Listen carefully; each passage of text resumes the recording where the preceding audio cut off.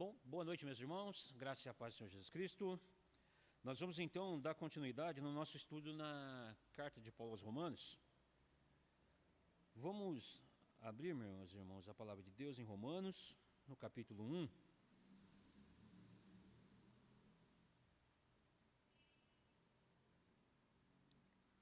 Romanos, capítulo 1. Vamos fazer a leitura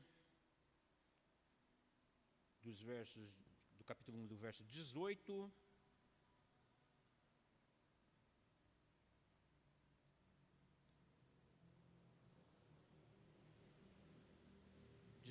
ao 32. Amém? Diz a palavra de Deus. Romanos 18. A idolatria e depravação dos homens. A ira de Deus se revela do céu contra toda a impiedade e perversão dos homens que detêm a verdade pela injustiça. Porquanto, o que de Deus se pode conhecer é manifesto entre eles, porque Deus lhes manifestou.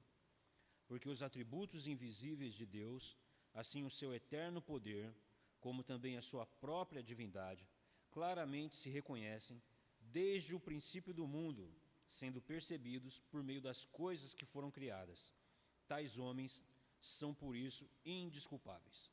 Porquanto, tendo conhecimento de Deus, não o glorificaram como Deus, nem lhe deram graças.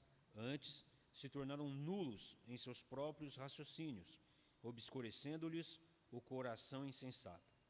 Inculcando-se por sábios, tornaram-se loucos, e mudaram a glória do Deus incorruptível em semelhança da imagem de homem corruptível, bem como de aves, quadrúpedes e répteis.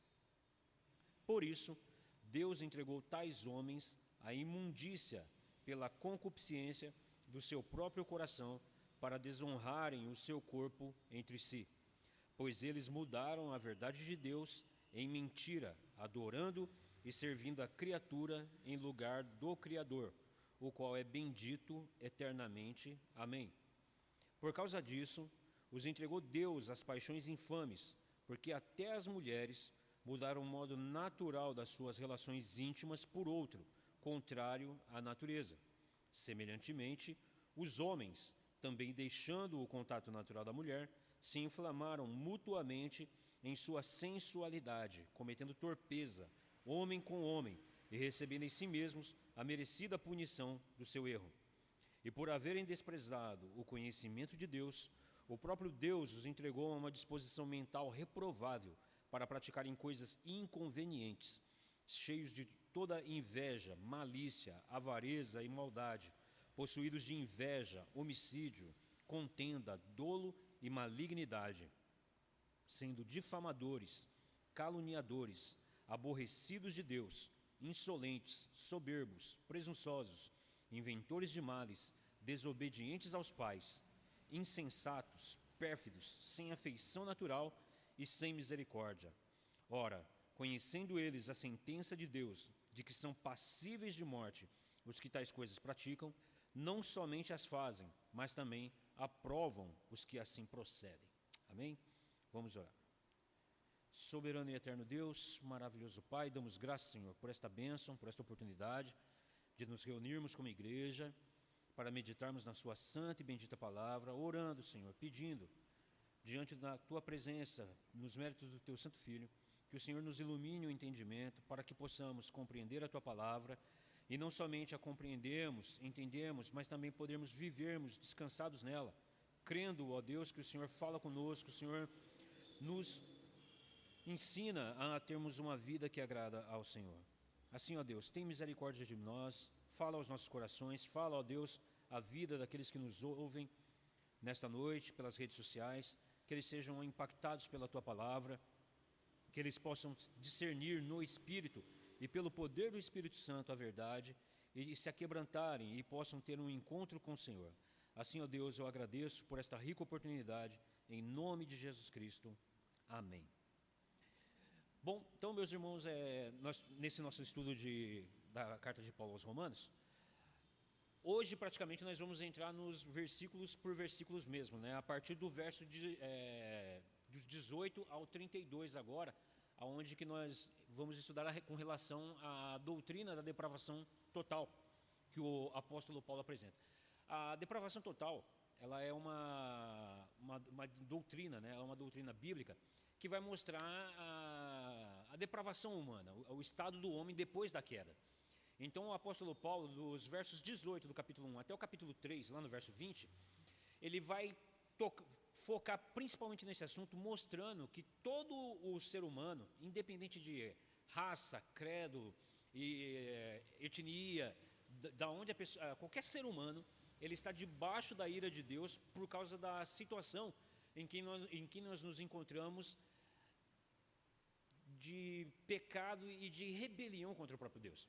De maneira que não há salvação para nenhum ser da raça humana, em nenhum lugar, até mesmo para o judeu, como nós já vimos na lição passada. Por isso que Paulo vai dizer, né, que a palavra de Deus, ela principia pelo judeu e depois ela segue para os gentios, ou seja, todos os povos que não são judeus. Mas Deus escolheu o povo de Israel para, por meio do povo de Israel, levar a mensagem da salvação a todos os povos, nações de língua. Isso não isenta Israel de estar também debaixo da condição de pecador.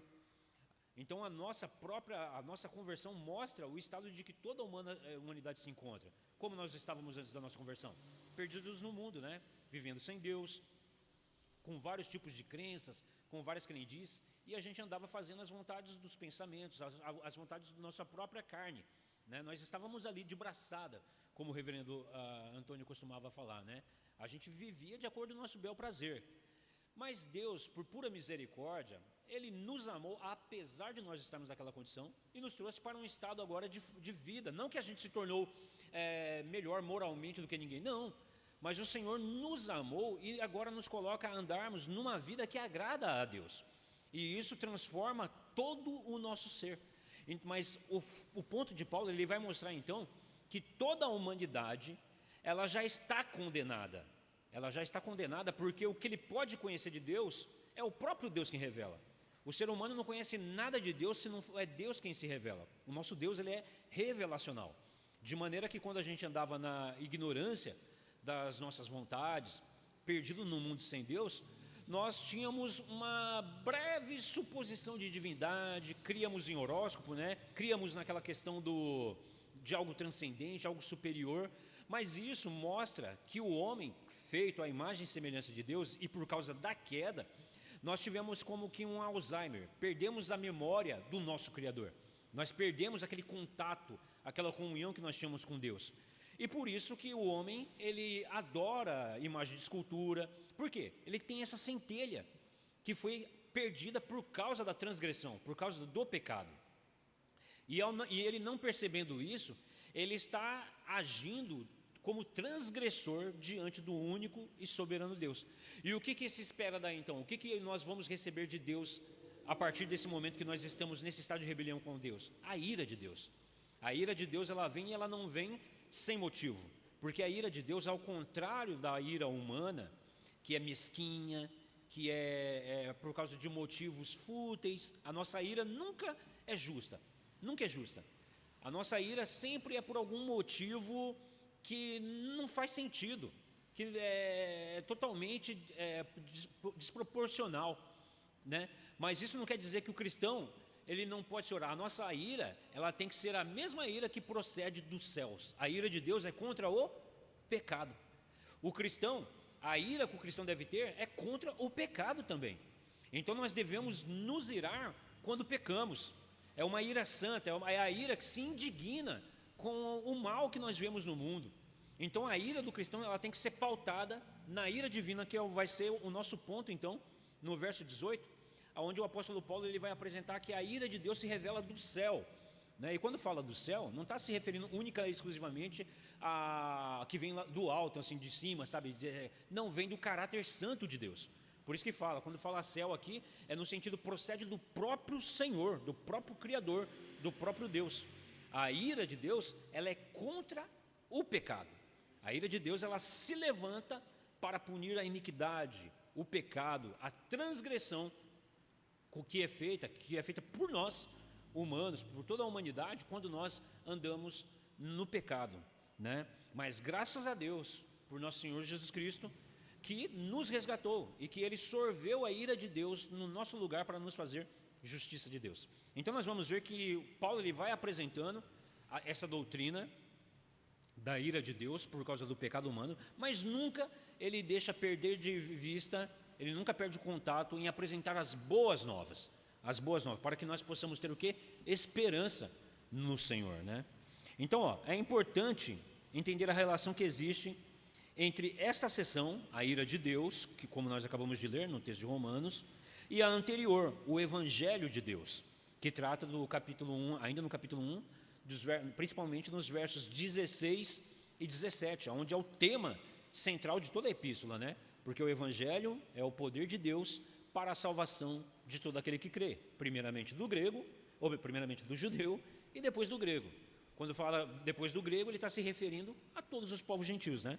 Então essa seção da ira de Deus, ela não está totalmente separada dos pontos anteriores, né, que trata do Evangelho de Deus. Nos versículos de 16 a 20, o apóstolo desenvolve um argumento muito lógico, referindo sucessivamente ao poder de Deus que nós vemos aí focado, né, no verso 16, o poder de Deus, e a justiça de Deus, no verso 17, a ira de Deus, do verso 18, e a glória de Deus na criação, que vai estar focado nos versos 19 e 20, né? Eu quero ler aqui com os irmãos os versos 19 a 20, que vai focar nesse ponto. Verso 19 diz, porquanto o que de Deus se pode conhecer é manifesto entre eles, porque Deus lhe manifestou. Verso 20, porque os atributos invisíveis de Deus, assim o seu eterno poder, como também a sua própria divindade, claramente se reconhecem desde o princípio do mundo, sendo percebido por meio das coisas que foram criadas. Tais homens são, por isso, indesculpáveis. Então, essa doutrina que nós reconhecemos algo divino na criação, ela é conhecida como revelação geral, né? É a revelação de Deus, é Deus se revelando na criação. Porque todos nós, quando olhamos para a criação de Deus, nós ficamos estupefatos, não é verdade? Você vai para aqueles lugares maravilhosos, a pessoa vai viajar e você olha, e aí não tem como você não falar, isso é algo divino. É por isso que muitos povos que não conhecem, nunca ouviram falar do Deus único e verdadeiro, mas eles têm essa ideia de divindade, por isso que eles adoram a lua, eles adoram as montanhas, eles adoram o lago. Por quê? Eles olham para aquilo e eles veem que aquilo ali não é acaso, não é obra de evolucionismo, não, aquilo é algo divino, tem algo de sobrenatural naquilo. E aí, ou seja, lembra, nós fomos trincados, o homem, a imagem e semelhança de Deus, a qual o Senhor nos compôs, que é de vontade, de comunhão com Deus, de ligação com Deus, ela não se perdeu com a queda, ela foi manchada, ela foi borrada, ela foi trincada. Então é por isso que o homem, ele tem esse vestígio da lembrança do seu Criador, mas aí por causa da queda e do nosso pecado, que nos separa da comunhão com Deus, nos leva à idolatria, que é reconhecer vestígios divinos, mas ao invés de dar glória e honras ao Criador, a gente adora a criação, a gente adora a criatura ao invés do Criador.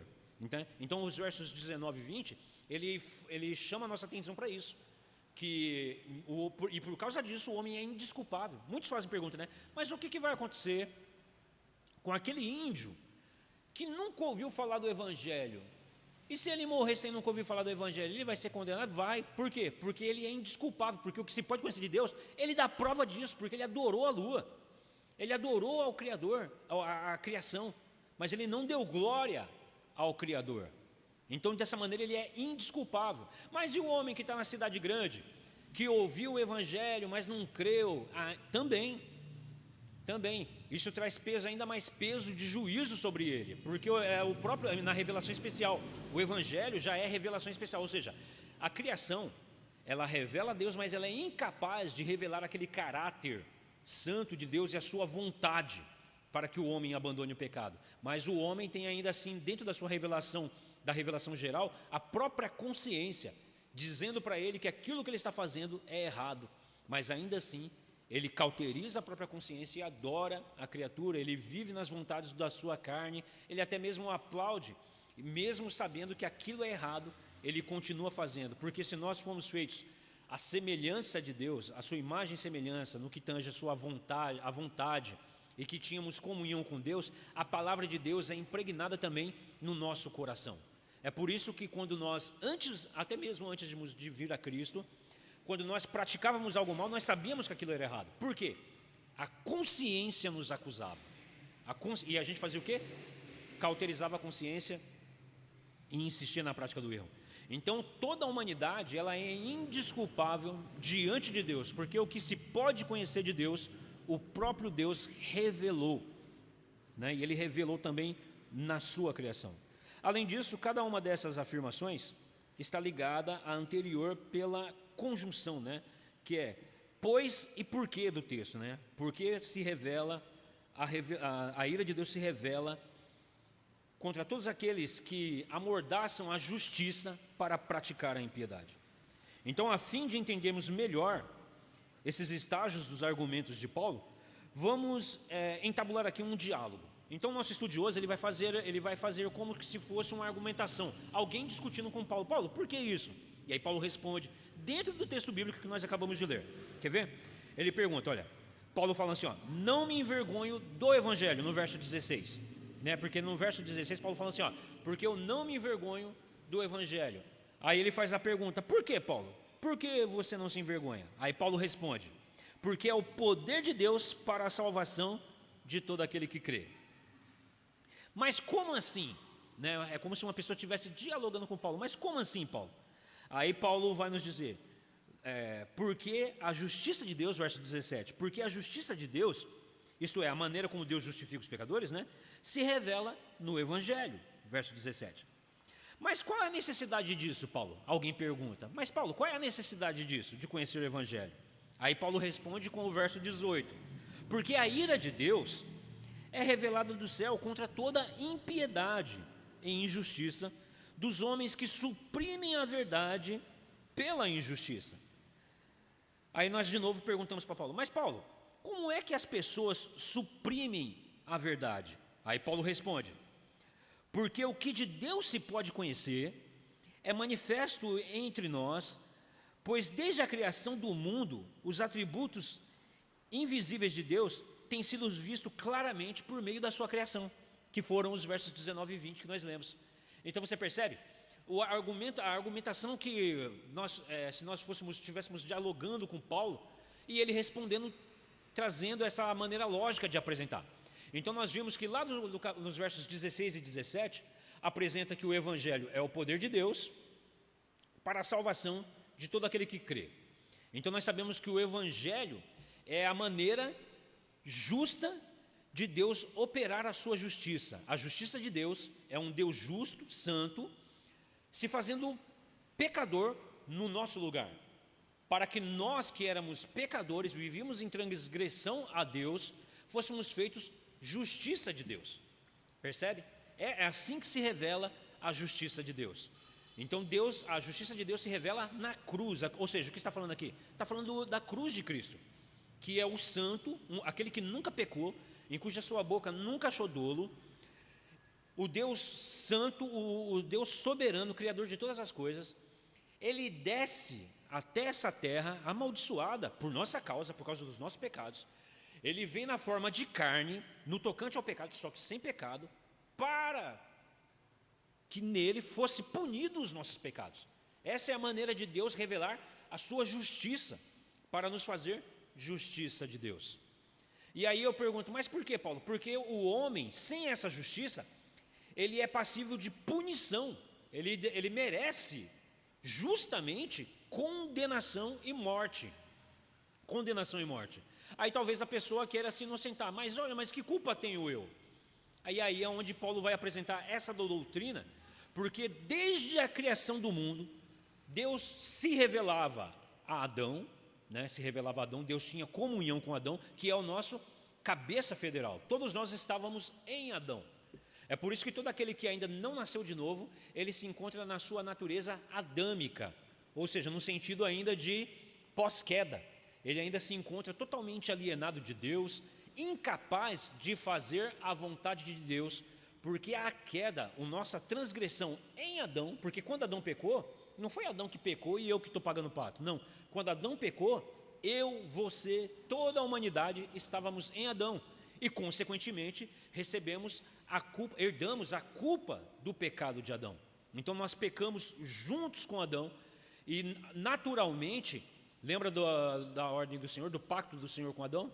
Porque do dia em que dela comer, com relação ao fruto da árvore que não deveríamos comer, porque no dia em que dela comer, certamente morrerás. Então o decreto foi dado, a sentença foi dada, nitidamente a desobediência resultaria em morte, e nós escolhemos pecar, transgredir a verdade de Deus, nos rebelamos contra o Senhor, comemos do fruto e nós morremos espiritualmente. Morrer aqui é se tornar transgressor da vontade de Deus, inimigo do próprio Deus, e deveríamos receber então o que? Justamente, de maneira justa, a ira de Deus. A ira de Deus. E a ira de Deus derramando sobre nós nos levaria à morte, né? A morte e morte eterna, que quer dizer o quê? Descomunhão com o Senhor, né? Então, como se vê, quando se trata de falar em uma autorrevelação de Deus, pode-se fazê-lo de 4 maneiras, se bem que no decorrer do argumento paulino, não se use consistentemente o vocabulário relativo à revelação. Ou seja, Paulo não está falando aqui claramente, né, a respeito da revelação de Deus, mas ele vai nos mostrando constantemente a maneira como o próprio Deus se revela. Não é o homem que por uma investigação chega ao conhecimento de Deus. Não, é o tempo todo Deus se revelando e chamando o homem ao arrependimento, mas nós transgredimos a vontade de Deus. Então, por uma questão de clareza teológica, citarei essas revelações divinas em ordem inversa à que é apresentada no texto. Primeiro, vamos começar então pela primeira.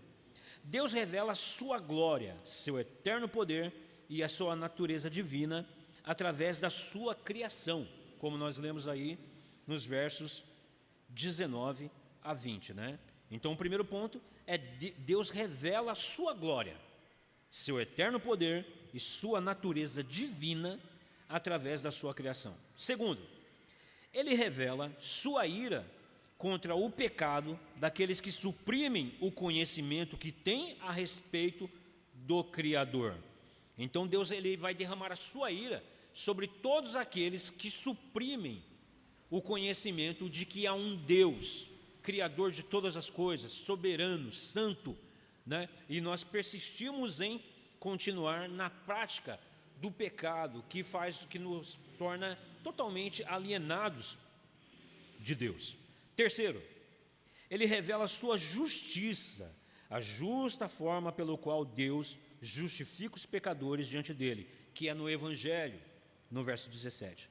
E quarto, ele revela o seu poder nos crentes ao salvá-los, né? Porque o Evangelho é o poder de Deus para a salvação de todo aquele que crê.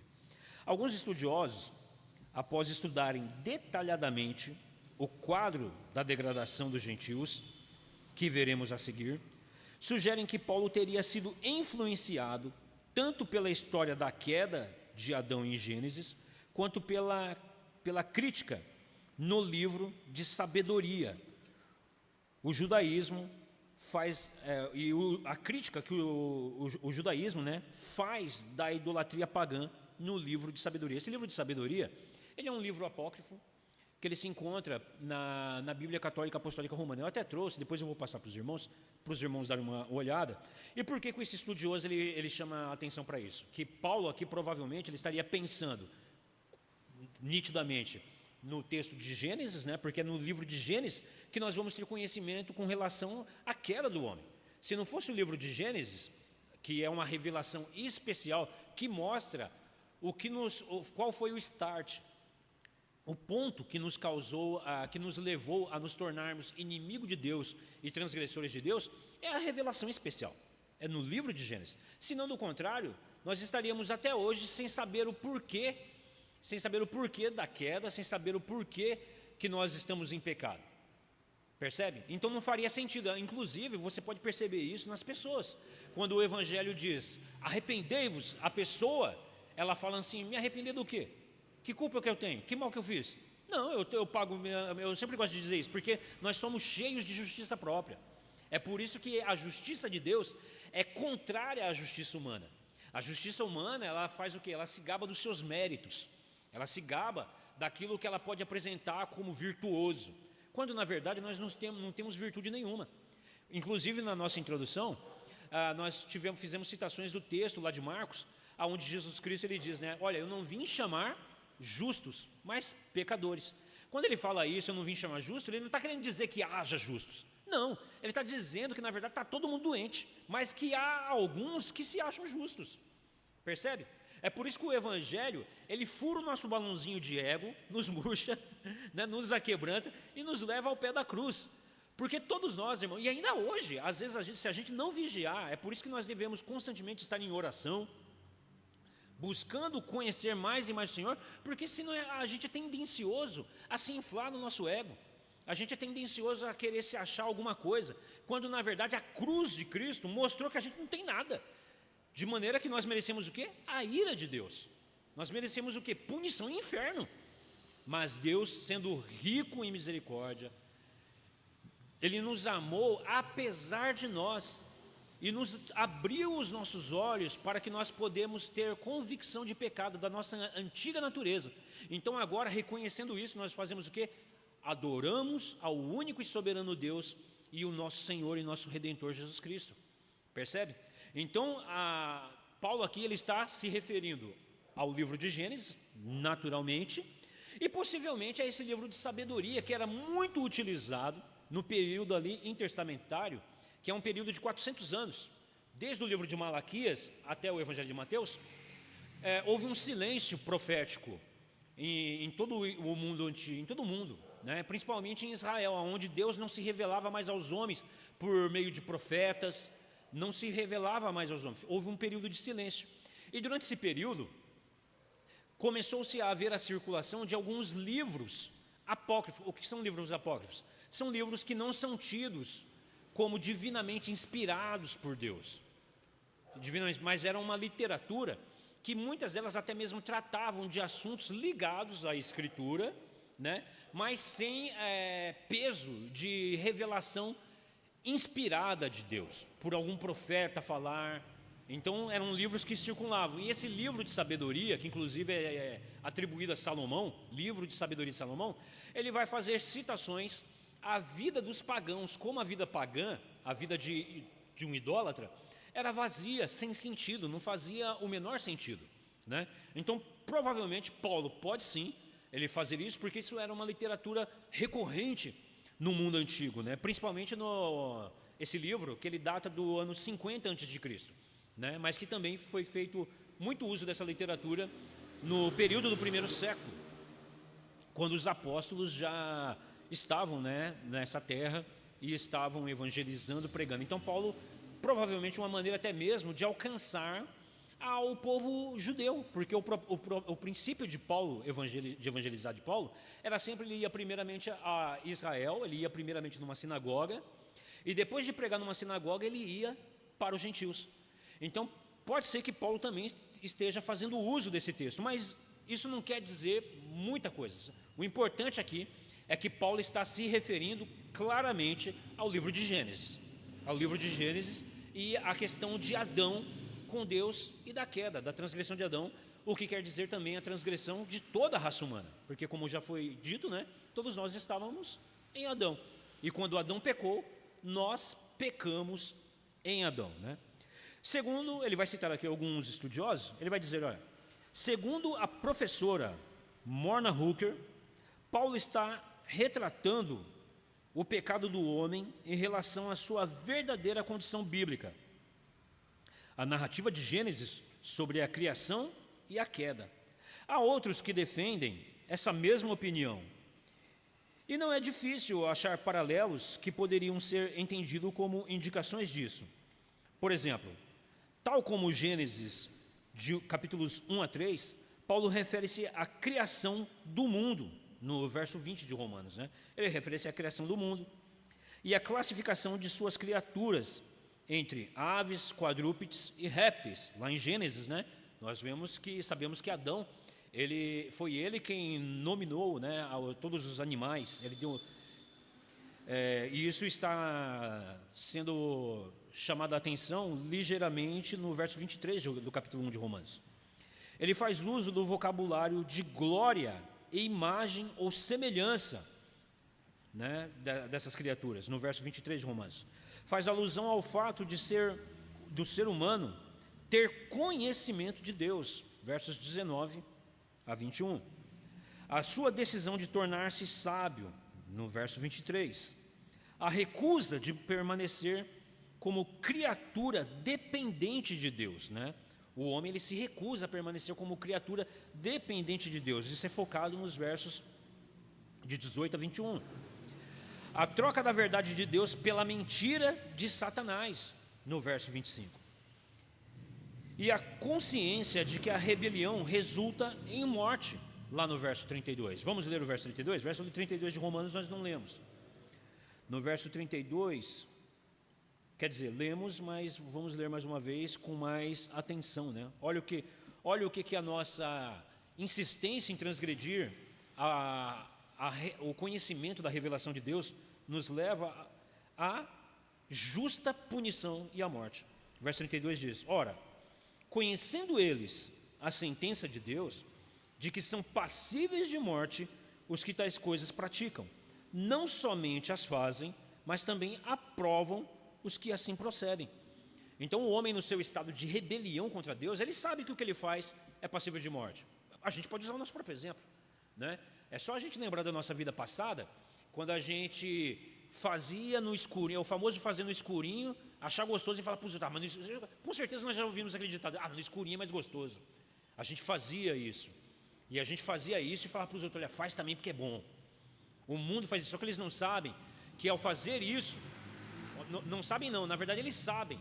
Por isso que fazem as escondidas. Por isso que fazem as ocultas. Porque sabe que isso é passível de punição. E punição de morte. Punição de morte. Romanos 5,12. Vamos lá para o capítulo 5. Lá no capítulo 5, no verso 12, enfatiza a ideia também de punição e morte. Romanos, deixa eu voltar aqui que mudou a configuração da minha Bíblia, e aí eu estou perdidinho com essa nova configuração aqui. Verso 12, aqui ó, Romanos 5, verso 12. Portanto, assim como por um só homem entrou o pecado no mundo, e pelo pecado, a morte, assim também a morte passou a todos os homens, porque todos pecaram. Então qual é o salário do pecado? É a morte. O salário do pecado, ou seja, a consequência de um ato pecaminoso é a morte. Todos nós, mesmo estando em Cristo, vamos morrer. Por causa do quê? Por causa do pecado. É por isso que Cristo, ele veio para nos dar o quê? Esperança. Nele nós temos vida eterna, sabendo o quê? Essa morte que nós passaremos, não será permanente. Não será permanente. Porque nós já passamos da morte para a vida. Mas aqueles que rejeitam o soberano Senhor, que rejeitam a revelação especial de Deus, que rejeitam a revelação natural de Deus, indo contrário à sua própria consciência, que se continuam insistindo na transgressão contra o Deus soberano, o que resta para eles é punição e morte eterna. E quando fala de morte, é morte eterna. Tudo isso, ao que parece, é uma clara evidência de que Paulo escreveu baseado em um fundo bíblico de criação e queda. Eu concordo, não tem como não concordar com isso, né?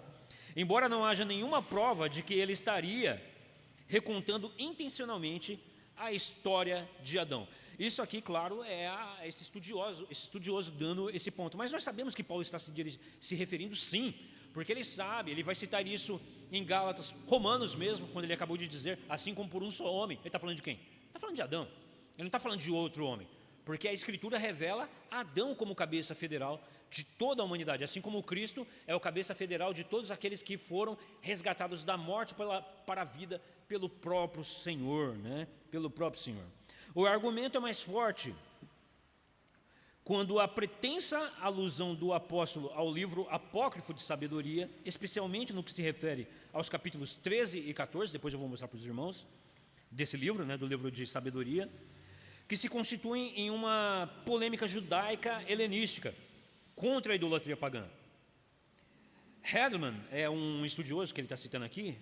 Hedman elaboram uma tabela cujas colunas chamam a atenção para o possível paralelo entre o livro de sabedoria e a epístola aos Romanos. E, na verdade, os capítulos de sabedoria contêm referências à incapacidade do ser humano de conhecer a Deus a partir de suas obras. Aí ele aqui vai fazer algumas citações desse livro, estão aqui comigo, depois eu vou mostrar para os irmãos, na Bíblia que eu tenho aqui, que tem os livros apócrifos, né?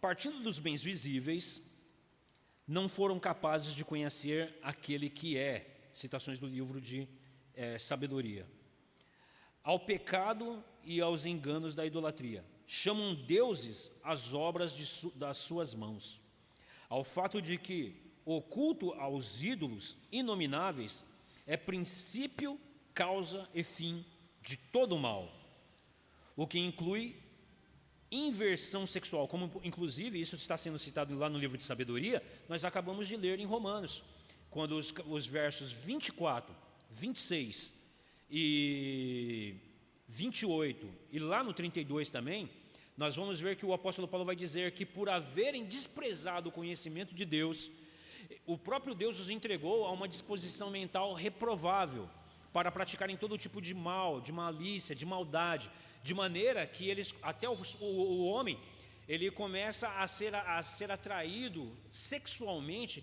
por pessoa do mesmo sexo, praticando o que? Torpeza, homem com homem, assim como as mulheres também, negando a revelação do Deus verdadeiro, as pessoas têm uma inversão de toda a sua realidade. Tanto é que você pode ver que como era a maneira que nós vivíamos no mundo antes de conhecermos o único e soberano Deus, o verdadeiro Deus. Nós tínhamos uma ideia totalmente contrária à que hoje nós temos. Você cria em horóscopo, você pulava onda, você tinha um monte de crendice, um monte de, olha, eu não posso, superstição. Ou seja, era uma ideia que você tinha de realidade e de uma suposta fé. Como nós já falamos, fé é aquela capacidade que nós temos cognoscível de você olhar para o mundo sensível, o mundo visível à nossa volta, como nós vemos, e agir de acordo com a maneira como você enxerga essa realidade. Isso é fé. Isso é fé. Só que a nossa fé é fé salvífica. É uma fé num Deus que se revela e nos revela o seu real caráter e a maneira como nós devemos viver no mundo em relação com Ele, com Deus e com toda a demais criação. Ou seja, logo, houve uma mudança significativa de uma maneira de olhar para o mundo, enxergar a realidade, e agora de uma maneira em Cristo de olhar para o mundo, para a realidade e para com Deus, e de podermos viver de acordo com a revelação de Deus. Você percebe? Então uma pessoa que ela vive na idolatria, uma pessoa que ela vive crendo num Deus falso, consequentemente ela tem uma visão totalmente errada da sua própria natureza. Ela tem uma visão errada da sua própria relação para com o próximo. Ela tem uma visão errada da própria criação. É por isso que Paulo, quando ele escreve aos Coríntios, ele vai dizer, olha, em todas as coisas vocês foram enriquecidos. Porque os gregos, antes de conhecerem a Cristo, e isso é consenso, podemos dizer unânime na humanidade, é dos gregos que vem todo o conhecimento filosófico com relação à realidade, à verdade, que inclusive nós fazemos uso até mesmo no meio cristão, porque eles estão em acordo com a revelação de Deus. E quando Paulo fala foi enriquecido, é porque muitas daquelas filosofias também tinha muito ensinamento que era contrário à revelação de Deus.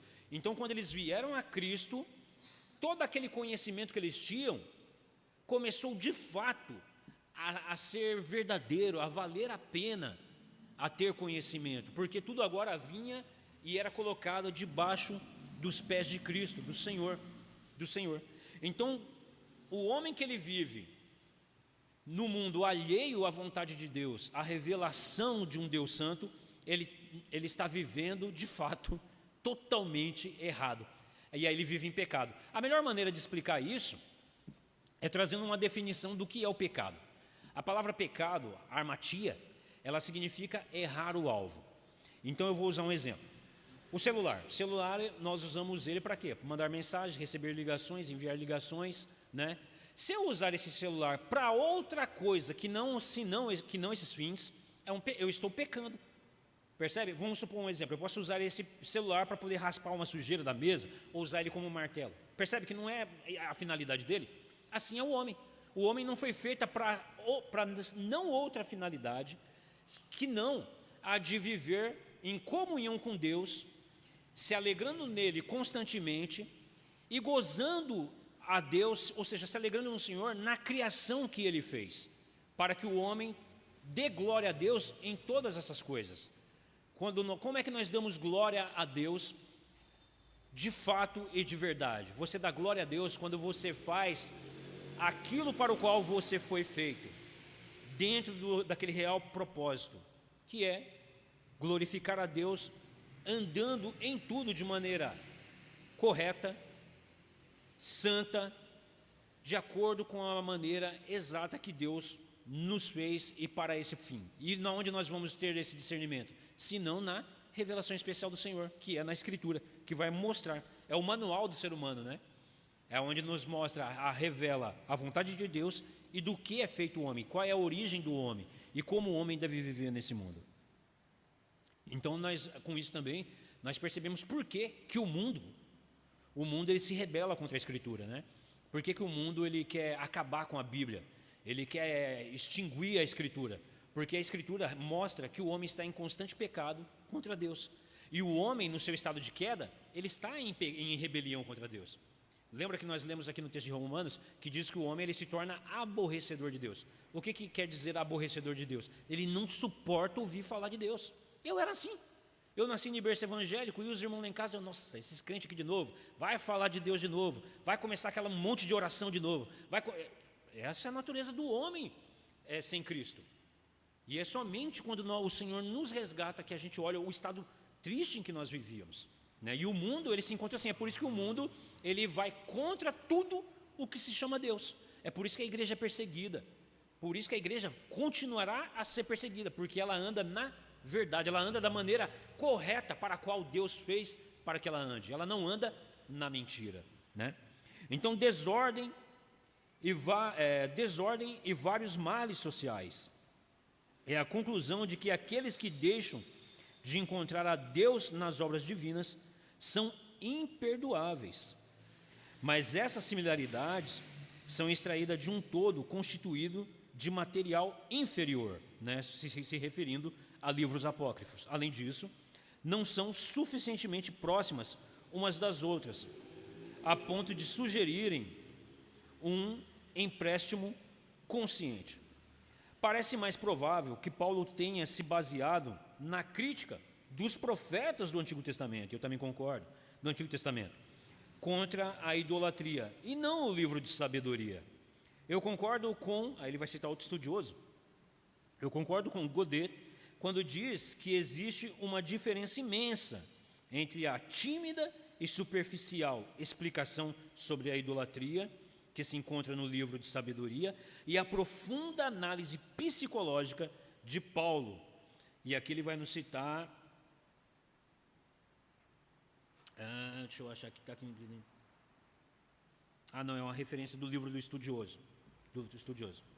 Retomando agora o texto de Paulo, somos confrontados pela sua declaração de que a ira de Deus é revelada do céu contra toda impiedade e perversão dos homens, né? No verso 18, a ira de Deus se revela do céu.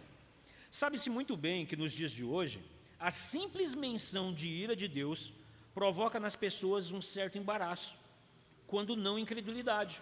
Por quê? Ora, argumentam elas, se Jesus, no Sermão do Monte, declarou que irar-se é o mesmo que matar, e se Paulo identifica a ira como uma manifestação da nossa natureza humana e pecadora, e, portanto, incompatível com a nossa vida em Cristo, como se pode atribuir tal qualidade ao Santíssimo Deus? Então, a doutrina da ira de Deus, de fato, ela vai chocar uma pessoa que não tem conhecimento do Deus Santo e verdadeiro, porque as pessoas estão acostumadas com o quê? Jesus te ama. Percebe? Essa é uma maneira errada de evangelizar. O Senhor nos ama sim, mas Ele nos resgata do mal e antes disso Ele nos traz o quê? A convicção de pecado. E a convicção de pecado, ela é operada por meio do poder do Espírito Santo no anúncio do Evangelho. O Evangelho é: arrependei-vos dos vossos pecados. Então, se você passa pelas pessoas e diz: olha, Jesus te ama, então as pessoas falam: então está tudo certo, né? Eu estou vivendo no pecado, eu estou vivendo na imundícia, na iniquidade, eu estou na idolatria, mas Jesus me ama e está tudo certo. Quando na verdade isso causa a ira de Deus. Só que essa doutrina da ira de Deus, ela tem sido também muito negligenciada nos púlpitos. Ela não tem sido ensinada, ela não tem sido ensinada nas escolas dominicais, não se tem pregado a respeito da ira de Deus. E muita de maneira que quando as pessoas ouvem falar de que Deus se ira, como assim? Como foi citado? Olha, se o próprio Jesus condena a ira, e aonde ele condena isso? Vamos ler o texto, lá em Mateus capítulo 5, verso 22. Deixa eu voltar aqui, Mateus capítulo 5, né, faz parte do Sermão do Monte. Mateus capítulo 5, verso 22. Jesus está ensinando, né?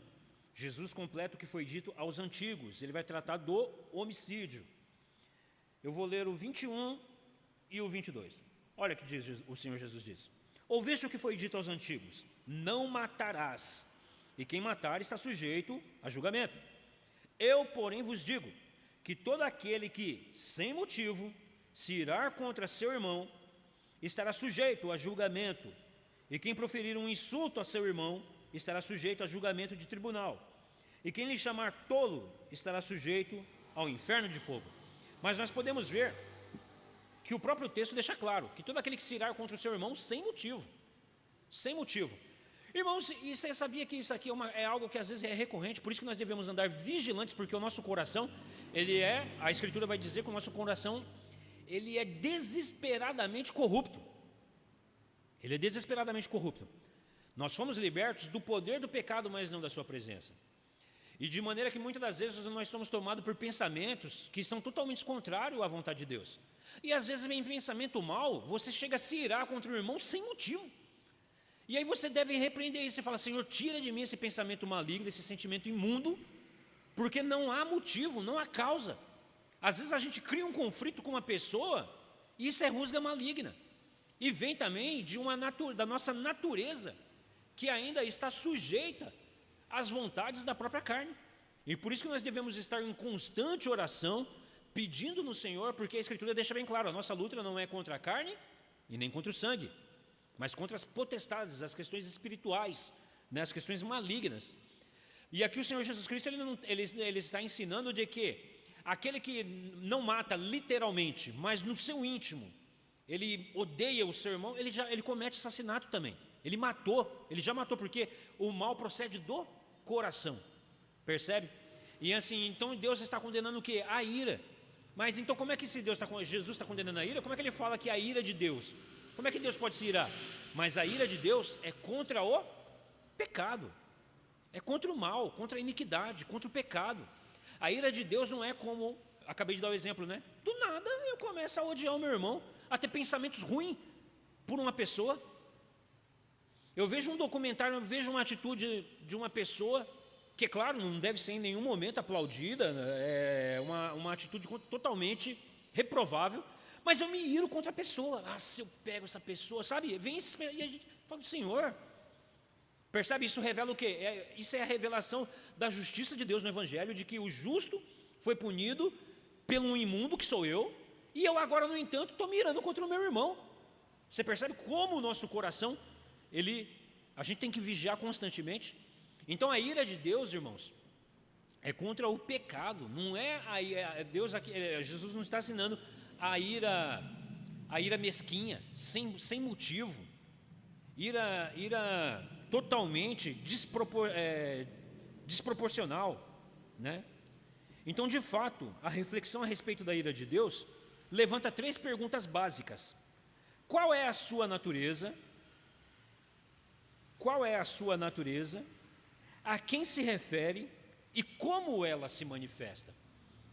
Então, nós vamos, a partir daqui, então, começar a procurar entender mais aprofundadamente o que é a ira de Deus.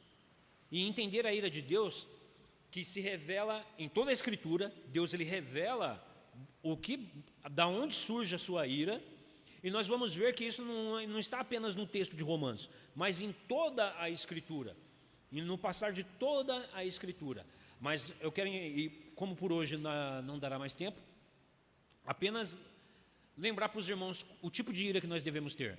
Lá em Apocalipse, os santos que já estão glorificados no céu, eles estão assentados na presença de Deus, e eles clamam da seguinte maneira: até quando, ó santo, ó justo, não nos vingará daqueles que nos mataram?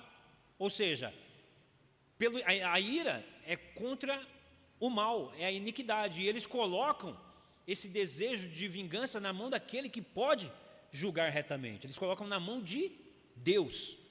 Na mão de Deus. Eles falam: até quando o Senhor não nos vingará? Porque o Senhor diz: a mim pertence a ira, eu, o Senhor, eu vingarei. Então a nossa ira, e aqui entra na questão da oração imprecatória. O que é a oração imprecatória? É nós olharmos para a iniquidade do mundo, para o mal no mundo, e termos ira santa. Não ficarmos complacentes diante da iniquidade, do pecado, da corrupção, mas antes orarmos ao Senhor: Senhor, até quando, Senhor? O Senhor vai ver o mal, a iniquidade, o Senhor não vai punir? Até quando, Senhor? O ímpio vai continuar derramando sangue inocente? Até quando, Senhor? Mas você coloca na mão de Deus. E isso demonstra o quê?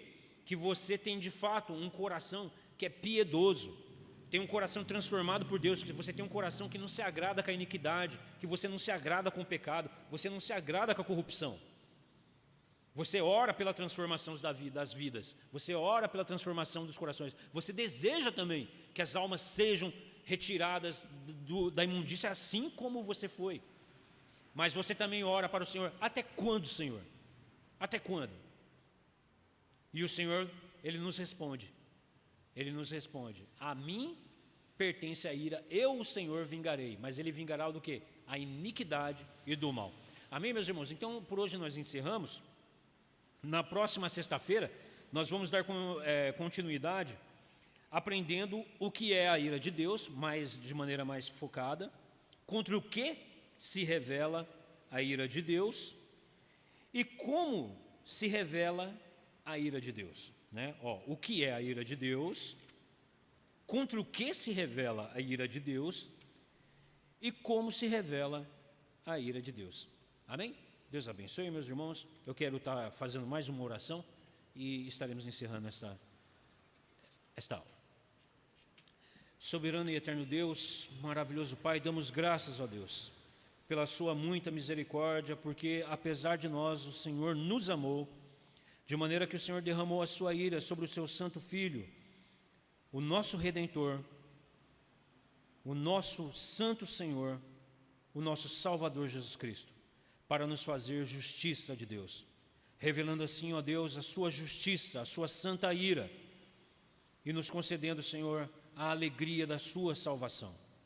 Pedimos, ó Deus, que as palavras que foram proferidas essa noite, elas, pelo poder do Teu Santo Espírito, impacte as vidas, as pessoas que nos assistem nessa noite, e que todos nós, Senhor, possamos nos colocar na Tua presença com o coração aquebrantado, com o coração grato pela Sua graça concedida, pela Sua muita misericórdia concedida, e que muitas vidas, Senhor, sejam transformadas. Assim também, ó Deus, como nós pedimos para que o Senhor, ó Deus, derrame juízo sobre todos aqueles que, desprezando a revelação da Sua majestade, da Sua santa justiça em Cristo Jesus, a qual hoje é anunciada, a qual hoje, Senhor, é pregada em todos os lugares dessa terra, mas eles têm o coração endurecido, impenitentes, Que o Senhor, ó Deus, derrame da sua ira, Senhor, sobre todos aqueles que praticam o mal, a iniquidade, e que se alegram, Senhor, em derramar o sangue do inocente. Assim, ó Deus, nós colocamos na tua mão, ó Deus, porque o Senhor é um Deus que se ira contra a iniquidade, contra o mal. E que haja em nós também, ó Deus, essa mesma disposição para que nós não venhamos a nos alegrar na iniquidade, para que nós não nos alegramos na maldade. Antes, Senhor, em tudo isso, venhamos a sentir repulsa, ó Deus, e buscarmos cada dia, cada vez mais, andarmos segundo é a sua vontade. Como diz, ó Deus, está na sua revelação em Apocalipse: o limpo continue a se limpar e o sujo continue a se sujar. Ó Senhor, sejam as tuas mãos sobre as nossas vidas, livra-nos, ó Deus, de todo o mal, livra-nos, ó Deus, de pecarmos, que nós não venhamos a andar em transgressão aberta contra o Senhor. Ó Deus, tem misericórdia de nós, ajuda-nos, ó Deus, nessa caminhada. É o que eu peço ao Senhor, sobre a minha vida, sobre a vida de todos os que nos ouvem nessa noite, pela vida dos irmãos aqui presentes, aqueles que não puderam estar conosco. Livra-os, ó Deus, de todo o mal, para que em tudo, Senhor, o teu nome receba honra, louvor e glória, como é devido. Assim, ó Deus, eu agradeço por esta rica oportunidade, em nome de Jesus Cristo. Amém. Que o Senhor nos conduza em paz para os nossos lares. Eu agradeço, Senhor, em nome de Jesus Cristo. Amém. Assim, irmãos, está encerrada